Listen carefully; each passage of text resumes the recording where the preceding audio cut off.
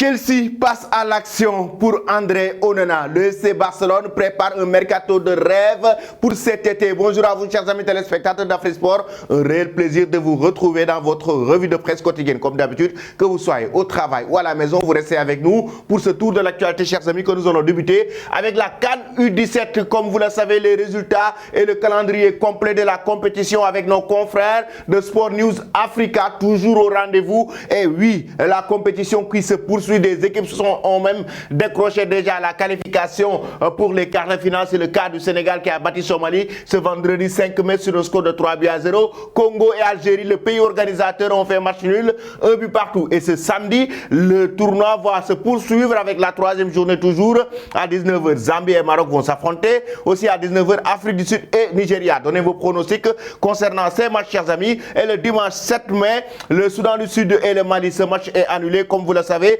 Burkina Faso va affronter le Cameroun à 19h aussi ce dimanche. Donnez vos pronostics et dites-nous l'équipe qui remportera la CAN U17 est là. Pour le moment, le Sénégal est en pole position par rapport aux performances qu'ils sont en train d'enregistrer depuis le début de la compétition. Est-ce que le Sénégal, chers amis, va remporter la CAN U17 ou bien ce sera l'Algérie, le Cameroun ou le Maroc? J'aimerais avoir vos avis en commentaire. Ensuite, nous allons parler de Juan Carlos Garrido, l'entraîneur de Wydad Casablanca. Le coach, il a été viré une semaine avant les demi-finales de la Ligue des champions africaine. Oui, le Wydad a viré son entraîneur. Oui, lui qui a qualifié l'équipe 2 mois après son arrivée, il a été viré par le Wydad Casablanca, le club marocain.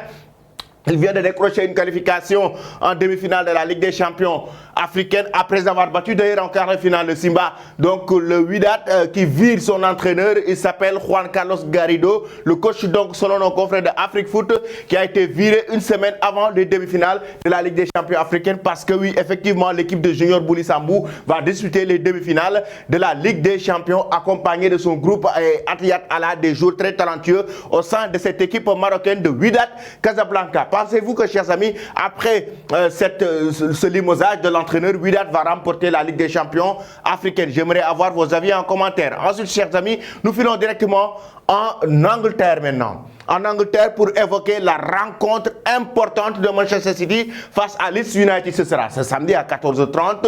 Mais aussi, chers amis, oui, les médias anglais, Star Sport et Biro Sport, qui font une fixation sur Erling Haaland, mais notamment le groupe extraordinaire de cette équipe de Manchester City. All hail the Kings. Oui, tout le monde respecte les rois. Watch my real kings, en faisant un jeu de mots. Regardez mes vrais rois, mais sans oublier my real, pour faire allusion au Real Madrid, parce que c'est le dernier match de Manchester City avant d'affronter le Real Madrid en demi-finale de la Ligue des champions. Chers amis, retenez bien vos souffles. Cette équipe des Sky Blues de Pep Guardiola doit affronter la semaine prochaine le Real Madrid pour une qualification en finale de la Ligue des champions, une demi-finale aller d'ailleurs concernant cette compétition, et ce sera un match face à Leeds United qui va permettre à cette équipe de Pep Guardiola d'entrer dès l'entame dans la compétition, de rester constant et confiant avant d'affronter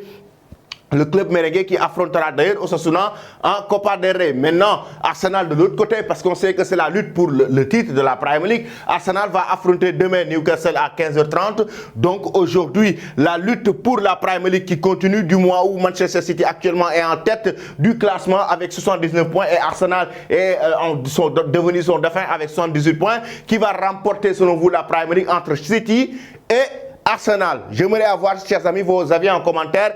Qui va remporter la Premier League entre Manchester City et les Gunners d'Arsenal? Oui, en Espagne, le prochain concurrent ou bien le prochain adversaire de cette équipe de Manchester City, le Real Madrid aussi, son dernier match avant d'affronter Manchester City, ce sera face à Osasuna en finale de la Copa del Rey. Raison pour laquelle la presse madrilène en parle. Marca et As El Dia de la coronation, le jour du couronnement, comme l'a si bien évoqué Marca. As qui nous revient par une Copa dos Mundos. Pourquoi? Parce que Osasuna veut remporter ce trophée historique et le Real Madrid aussi veut remporter ce trophée pour couronner sa saison, même s'ils savent nettement qu'ils vont perdre, ou bien ils sont sur le point de perdre le trophée de la Liga parce que le Barça est très proche de le remporter. Maintenant, il faut remporter d'autres trophées, notamment la Ligue des Champions, mais aussi la Copa del Rey. Qui va remporter, chers amis, cette belle finale de la Copa del Rey entre le Real Madrid et Osasuna? J'aimerais aussi avoir vos pronostics, le score du match de cette finale de la Copa del Rey entre le club merengue et Osasuna. J'aimerais les avoir en commentaire. Dites-nous en commentaire où sont les supporters du Real Madrid et de Karim Benzema. Est-ce que El Nueve va soulever ce soir cette coupe, la Copa del Rey, pour couronner sa saison? J'aimerais avoir vos avis en commentaire avant d'affronter Manchester City en demi-finale. Allez, de la Ligue des Champions, la presse catalane, Mundo Deportivo, Esport qui reviennent sur le mercato fou, le mercato de rêve du Barça. Nous allons démarrer avec le quotidien Sport et Inigo Martinez, le joueur de l'Athletic Bilbao, un contrat court, comme l'a si bien évoqué en titre le journal Sport, contrato al descubierto, un contrat court jusqu'en 2025, un salaire de 9 millions d'euros par an. De l'autre côté, Mundo Deportivo, et oui, déjà hier on en avait parlé, ils font partie des priorités du Barça. Inigo Martinez, le joueur de l'Athletic Bilbao, tout comme la Pulga Lionel Messi, même s'il a demandé pardon, même s'il s'est excusé au sein du Paris Saint-Germain, le Barça rêve du comeback de Lionel Messi au sein du club catalan. Ça veut dire que le Barça est en train de se préparer pour le retour de Lionel Messi au sein du club Blaugrana. De l'autre côté, Mundo Deportivo qui revient aussi sur ce mercato rêve du Barça avec un trident abordable, comme l'a titré le journal catalan, Tridente Asquidouble, avec oui Carrasco, le joueur de l'Atlético Madrid, tout comme Abdé qui a été prêté cette saison, chers amis, mais aussi Pierre-Emerick Aubameyang, l'attaquant gabonais qui fait partie des joueurs convoités par le club catalan. Lui aussi, en même temps, dans le journal en page intérieure, qui nous parle de Pierre-Emerick Aubameyang qui a l'envie de revenir au Barça.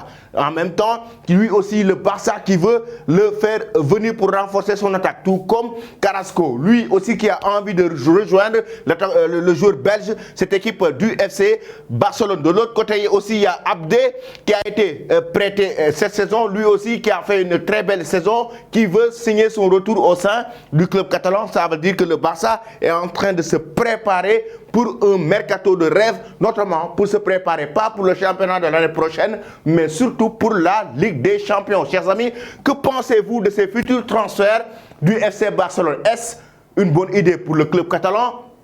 Au moment où on parle de fair play financier, même s'il y aura quand même des départs, on sait que oui, le Barça veut se renforcer, notamment pour la Ligue des Champions de l'année prochaine. Pensez-vous que le FC Barcelone doit faire ses recrues? Inigo Martinez, Carrasco, Aubameyang, Abdé pour un retour, un comeback de Lionel Messi. Pensez-vous que c'est une bonne idée pour le Barça? J'aimerais avoir vos avis en commentaire. Et pensez-vous que c'est le moment pour le Barça aussi de remporter une nouvelle fois la Ligue des Champions l'année prochaine? J'aimerais avoir vos avis en commentaire. Nous allons terminer avec les Blues de Chelsea qui passent à l'action pour André Onana, le gardien de but camerounais. Oui, une somme de 40 millions d'euros. C'est la presse anglaise qui en parle. The Sun, The Telegraph ont donné l'information et toute la presse française aussi en parle concernant André Onana. Et oui, c'est pour se renforcer par rapport à l'année prochaine. Actuellement, Chelsea en difficulté, éliminé en Ligue des Champions, en Premier League. Chelsea est à 9 points du premier qui est aujourd'hui la tête du côté de la relégation. Il s'agit de Leeds United. Ça veut dire qu'en cas de 3 défaites d'affilée et en cas de victoire pour Leeds, Chelsea va sombrer dans la zone de relégation. Maintenant, de l'autre côté, Boehly, le président, est en train de trouver des solutions pour l'année prochaine. Déjà, pour remplacer Edouard Mendy, Chelsea est en train d'attendre une offre favorable, mais en même temps, Kepa sera changé et ils ont en ligne de mire aujourd'hui un gardien de but de l'Inter de Milan comme André Onana, et Chelsea va formuler sa première offre, une somme de 40 millions d'euros qui sera mise sur la table. Pourtant, regardez cela, quelques semaines, l'Inter de Milan avait fixé le prix de André Onana avec cette somme de 40 millions d'euros et Chelsea est prêt à faire sauter la banque pour décrocher le gardien de but camerounais. Pensez-vous que, chers amis, André Onana, comme l'ont si bien évoqué The Sun et The Telegraph, doit rejoindre les Blues de Chelsea? Est-ce une bonne idée pour lui? Les demi-finalistes de la Ligue des Champions, parce qu'on le sait, il va jouer les demi-finales de la Ligue des Champions et affronter, oui, cette équipe du Milan AC. Ce sera un derby. Et en même temps, il faut rappeler qu'ils se sont qualifiés pour la finale de la Coupe d'Italie après avoir éliminé la Juventus de Turin. André André Onana doit-il rejoindre les Blues de Chelsea? J'aimerais avoir vos avis en commentaire. Je vais vous quitter avec cette image. Oui, le trophée de la Copa del Rey qui est tombé du bus en 2011 par qui? Entre les mains de Sergio Ramos. C'est Sergio Ramos qui a fait tomber la coupe, le trophée de la Copa del Rey. Et oui, comme vous l'avez vu, c'était complètement gâté, surtout en bas. Et oui, c'était entre les mains de Sergio Ramos. Ça, c'était en 2011, lorsque le FC Barcelone, autant pour moi, le Real Madrid remportait le trophée de la Copa del Rey, surtout avec à l'époque Cristiano Ronaldo, avec cette génération dorée du club merengue. Ici, ce sont les capitaines. Le capitaine du Real Madrid, El Nueve, et le capitaine d'Osasuna pour la présentation de la coupe, la Copa del Rey, qui se jouera ce samedi. Donnez vos avis en commentaire. Merci et très bonne journée.